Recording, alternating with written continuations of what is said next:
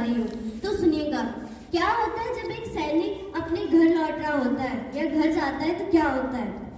गुनगुना कर मस्तियों में चल दिए वो शान से, गुनगुना कर मस्तियों में चल दिए वो शान से, देश के लालों के सीने थे तने अभिमान से, कोई रहकर भी वहाँ खोया अलग संसार में, कोई ख्वाबों में ही डूबा था किसी के प्यार में।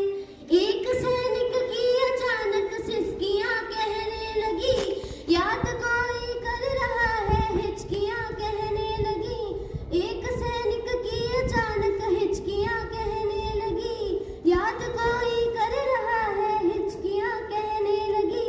कुछ दिनों पहले गया था घर मिली जब छुट्टियां, देखते ही गोद में आकर लिपट गई बेटियां।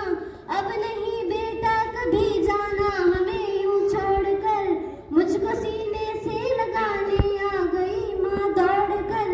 रह गई पत्नी खड़ी जब सामने साजन मिले, प्यास से तरसी धरा को जिस तरह सावन मिले, सेक कर वो रोटियां मुझको परोसती जा रही, और आंखों से शिकायत भी बरसती जा रही।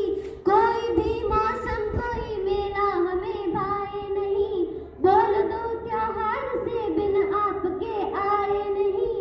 रात में बैठे सभी के साथ बच्चे जाग कर, एक टक मुझको निहारे जा रहे कुछ सोच कर। मैंने पूछा तो कहा बच्चों ने ये रोते हुए, क्यों चले जाते हो पापा छोड़कर सोते हुए।